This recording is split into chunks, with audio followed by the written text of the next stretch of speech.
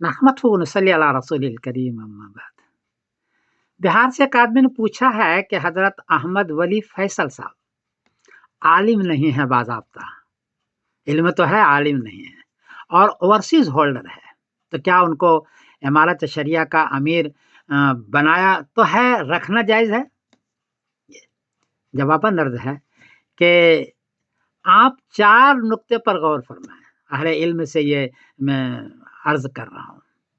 پہلا نقطہ تو یہ ہے کہ اوورسیز ہولڈر جو ہوتے ہیں وہ پیدائشی طور پر ہندوستان کے ہوتے ہیں، پاسپورٹ ان کا دوسرے ملکوں کا ہوتا ہے، اس لیے بہت سارا کام وہ ہندوستان میں کر سکتے ہیں۔ 2-3 کام ایسے ہیں بڑے بڑے جو وہ نہیں کر سکتے، باقی سارے کر سکتے ہیں۔ اس لیے اگر یہ اوورسیز ہولڈر ہیں تو سارا کام یہ کر سکتے ہیں، تو ان کو رکھنے میں کوئی زیادہ حرج نہیں ہے۔ جو شور مچاتے ہیں وہ اتنا اچھا نہیں کر رہے ہیں، رکھیں ان کو۔ دوسری بات یہ ہے کہ عالم نہیں ہے تو آپ کے ہدایہ میں یہ بات لکھی ہوئی، فَأَمَّا تَقْلِيدُ الْجَاهِلِ فَصَحِيحٌ عِندَنَا، آگے ہے يُمْكِنُهُ الْقَضَاءُ بِفَتْوَى غَيْرِهِ، ہدایہ کتاب ادب القاضی جلد 40 اور نمبر ہے صفحے کا 103، کہ اگر قضاء کے معاملے سے وہ واقف نہیں ہے، اتنا جاہل کا مطلب ہے کہ واقف اتنا نہیں ہے قضاء کے معاملے سے، تو اس کو بنانا فرماتے ہیں کہ صحیح ہے، اولا تو نہیں ہے، صحیح ہے۔ اور آگے انہوں نے فرمایا کہ وہ خود کچھ نہیں کریں گے، دوسرے کے فتوے سے دوسرے کے قضا کو وہ نافذ کریں گے، کیونکہ وہ امیر ہے، نافذ کریں گے۔ تو اگر حضرت احمد فیصل میں انتظامی صلاحیت اگر ہے اور وہ دوسروں پر نافذ کر سکتے ہیں، لوگوں کو لے کے چل سکتے ہیں اور ایک اچھا کام وہ کرتے ہیں، انتظامی صلاحیت ہے، تو اتنا بڑا کوئی حرج کی بات نہیں۔ اولا تو وہی ہے کہ مولانا منت اللہ رحمانی صاحب رحمۃ اللہ علیہ جیسے بنے، اولا وہی ہے، لیکن اگر ان کو بنا دیا جائے تو کوئی اتنا بڑا نہیں، کیونکہ آپ کے ہدایت میں لکھا ہوا فَأَمَّا تَقْلِيدُ الْجَاهِلِ فَصَحِيحٌ عِندَنَا، تو یہ دیکھ لیا جائے۔ اور تیسری بات جو مجھے ڈر لگ رہا ہے اور جس پر میں بہت ہی پریشان بھی ہوں، وہ یہ کہ اگر احمد ولی فیصل صاحب کو نکال دیا گیا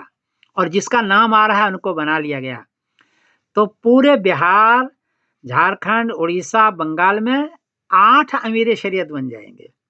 2 بنیں گے بہار میں، 2 اڑیسہ میں، جو جھارکھنڈ میں، 2 بنگال میں، تو 8 امیر شریعت بنے گا، 8 امارت شریعہ بن جائے گی، ایک باقی نہیں رہے گی۔ اور آپ کا جو بھرم ہے بہار کا امارت شریعہ وہ ختم ہو جائے گا، آپ غیروں کے سامنے کچھ نہیں کر سکیں گے، غیروں کو آپ پریشان ہو جائیں گے۔ اس لیے 8 امیر بننے سے بہتر ہے کہ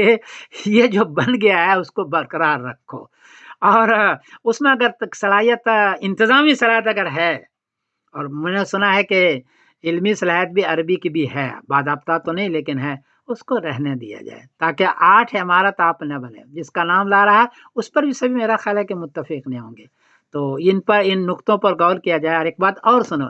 پوری دنیا کے اندر جو مسجدوں کے امیر کبیر ہوتے ہیں وہ سب تو عامی ہوتے ہیں نا، مسجد کا بڑا ہے وہ، امیر ہے وہ، لیکن عامی ہوتے ہیں، اور وہ